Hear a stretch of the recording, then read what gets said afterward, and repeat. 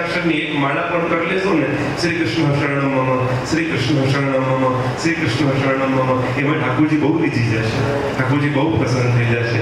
એ તમારું એ અષ્ટાક્ષર નામ સેવા તમારી સ્વીકારી લેવામાં આવશે. એટલે આપણે ત્યાં બે સેવા બહુ મહત્વની છે, સ્વરૂપ સેવા અને નામ સેવા. અને બંને થાય તો અત્યંત ઉત્તમ. એ ઉત્કૃષ્ટ કોટીનો કોઈ જીવ હોય ને તો એ સ્વરૂપ સેવાય કરે અને નામ સેવાય કરે. પણ જો સ્વરૂપ સેવા નથી બનતી તો નામ સેવા કરો.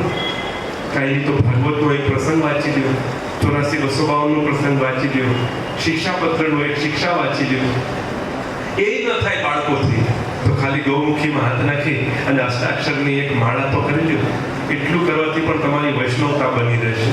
અને આનાથી થશે શું ખબર તમને? શું લાભ? આ વસ્તુ કરવાથી શું થશે? શું તમારા જીવનમાં આવશે?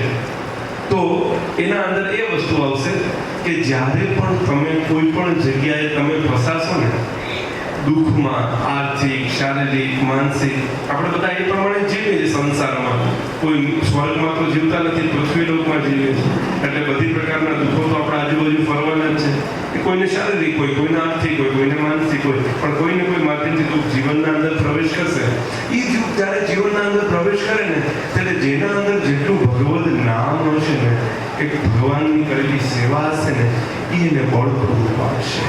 એ સમય તમને એક એવી શક્તિ મળશે કે તમે બહુ સહજતાથી એને પાર કરી જશો.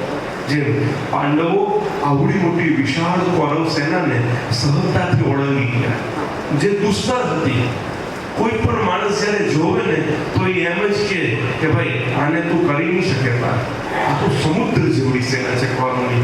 પાંડવો ખાલી આટલા કરે હતા, એના પક્ષમાં ખેમામાં બહુ થોડા રાજાઓ હતા, અને કૌરવોમાં પણ મોટી વિશાળ સેના હતી કે જે પાંડવો માટે દુસ્તર હતી.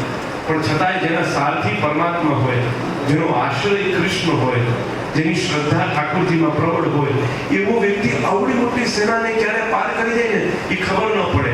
એવી જ રીતે હું તમને કહું છું કે તમારા જીવનના અંદર કોઈ પણ સમસ્યાઓ આવી હશે ને, તમે કેમ પાર કરી જશો તમને ખબર નહીં પડે. ઘણીવાર આપણને એવું થાય કે આપણા મોટાઓ વડવાઓ બહુ સેવા કરતા હોય તો આપણને એમ થાય કે તમે તો બાપુજી આટલી સેવા કરો તોય તમને કેમ આટલું દુઃખ આવે?